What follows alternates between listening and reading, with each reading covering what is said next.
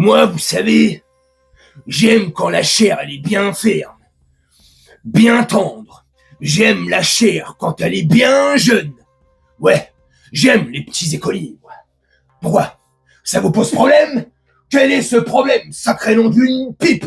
On va pas se faire emmerder par ceux qui aiment pas les petits écoliers, bordel de merde. Sacré nom d'une pipe. C'est pas tellement bon, ça?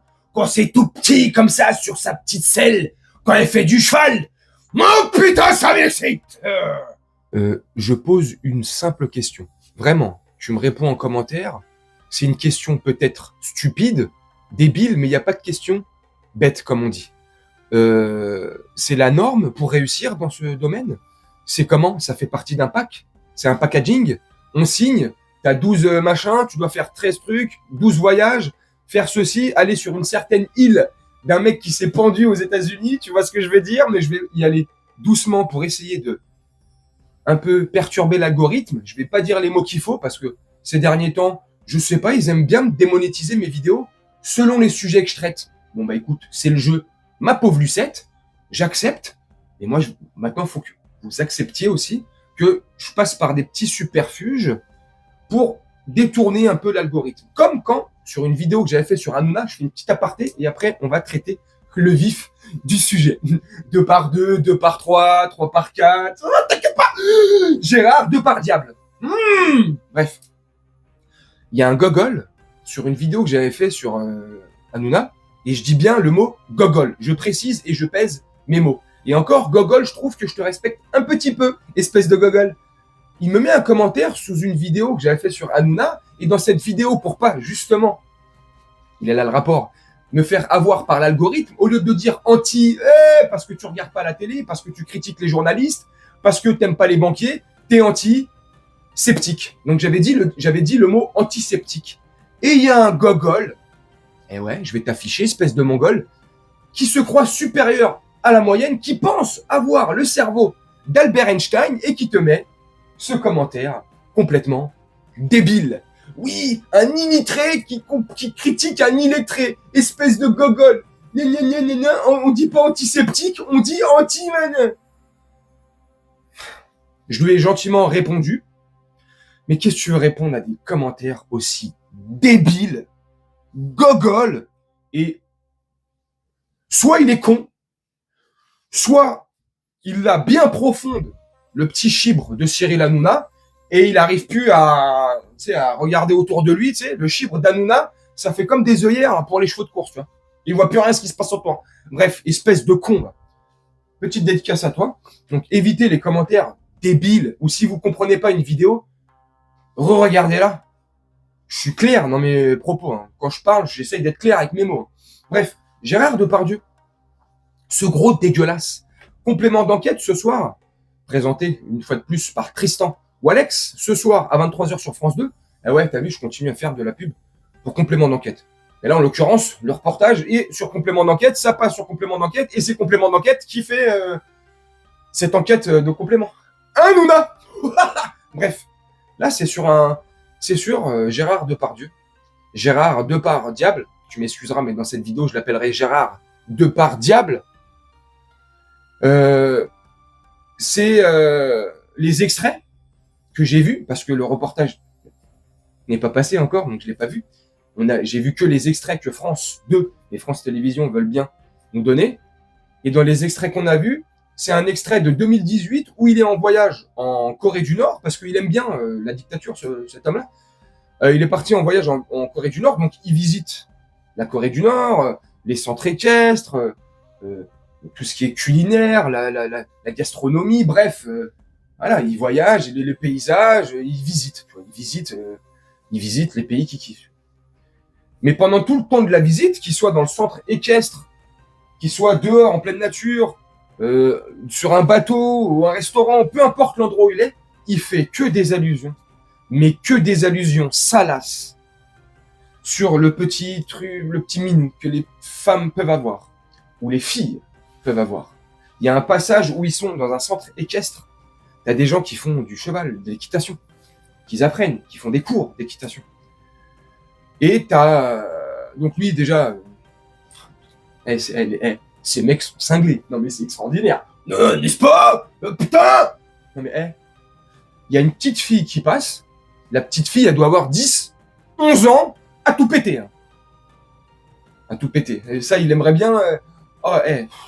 Bref. Et elle passe comme ça, et il dit au mec qui l'accompagne, tu sais, il a une interprète qui est avec lui, femme, et puis il y a quelques personnes qui l'accompagnent lors de ce voyage. Et il parle à cette personne-là, il dit « Oh putain, regarde comment c'est excitant, la petite... » Bref, je vais essayer de... Enfin bref, tu vois, ses jambes, tu sais, ça frotte sur la selle, tout ça, mais... Oh mon Dieu, dans le reportage, tout le reportage, il fait que des allusions comme ça. Son interprète, oui, coréenne, à plusieurs reprises, il l'attrape, il la serre dans un coin. La pauvre ne peut pas bouger, donc laisse faire le truc. Laisse débiter ses paroles nauséabondes, malsaines, pervers. Ça fait plusieurs mois qu'il y a des rumeurs comme ça, gonflantes. Et quand je dis plusieurs mois, je suis très gentil. Quelques années. Qu'il y a des bonnes rumeurs qui circulent sur Gérard Depardieu. Tu vois. Des rumeurs sur son côté un peu, voilà, très oppressant, pour pas dire le mot. Vis-à-vis des femmes, très méchant, très violent. Ça, on le savait, j'allais dire. Non, c'est des rumeurs. Voilà. Et dans ce milieu-là, tu sais que, voilà, c'est pas tous, mais pas mal ont un courant d'air dans le cerveau, ou sont enrhumés de la tête. Je sais pas, il y a un truc qui va pas. Bref. Mais là, sur des petits, tu vois, là, c'est plus pareil. Enfin, déjà, par rapport vis-à-vis des adultes, c'est... On est d'accord. On est d'accord. Là, c'est des petits. Des petites.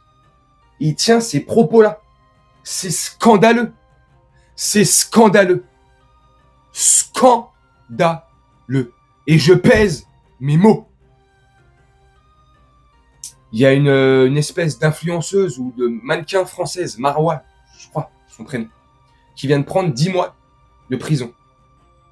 À juste titre ou pas, pour les propos qu'elle a tenus par rapport à un enfant dans un appareil électroménager. Des propos abjects. Abjects. Je défends pas ces propos complètement connes. Cette conne. Mais elle a été condamnée à juste titre. Pour des propos. Des propos qu'elle a tenus avec sa bouche.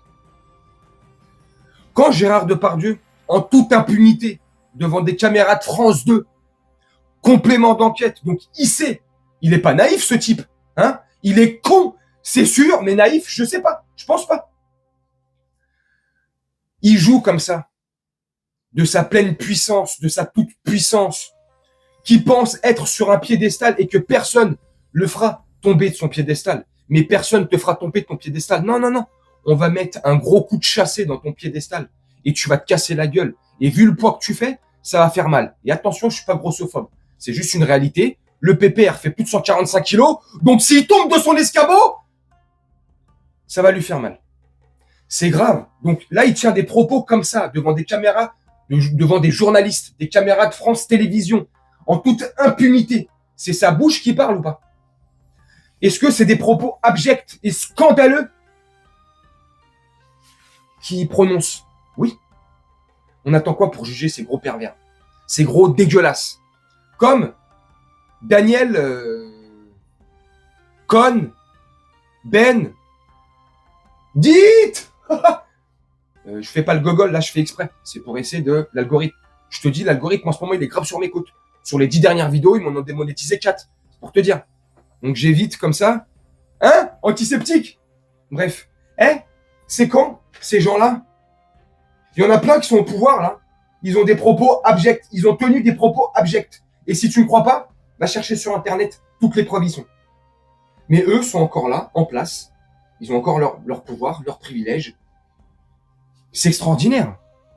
Extraordinaire. Bref, ce soir, 23h, et je pense que les petits bouts les petits extraits que j'ai pu voir, à mon avis, c'est que la face visible de l'iceberg, la face invisible, celle qui est émergée sous la surface de la mer,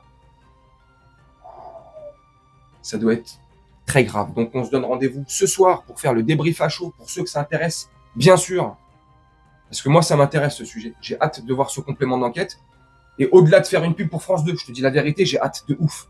Parce qu'il y a encore quelques années, jusqu'à ce que, comme je t'ai dit il y a quelques minutes, il y a cette fameuse petite rumeur, j'aimais énormément cet acteur. C'était un ponte, tu vois, voilà. C'était l'un des meilleurs acteurs de toute l'histoire du cinéma français. Et je pèse mes mots. Avec les Jean Gabin, les Bourvil, les Louis de Funès. Tu sais, les mecs de cette époque-là. Le film en noir et blanc, pardon. Le vrai cinéma. Avec de vrais textes. Audiard, tu vois. Qui, pour beaucoup, écrivait les textes de ses chefs-d'œuvre. Bref. J'aimais beaucoup Depardieu parce que pour moi, c'était un grand acteur. Mais grand acteur ou pas. Moi, je ne sépare pas l'artiste et l'homme. Moi, j'arrive pas à faire ça. L'homme, il fait un truc grave, et en l'occurrence là, pour moi c'est grave. Il peut être artistiquement le meilleur de la planète, je ne pourrais jamais séparer les deux. Pour moi, ce n'est qu'un, tu vois. L'artiste et l'homme, c'est un seul. C'est terminé. Donc j'ai hâte de voir ce reportage. Vous me dites en commentaire ce que vous en pensez. Je vous retrouve, pour ceux qui sont intéressés, ce soir, vers 1h, 1h30 pour le débrief à chaud.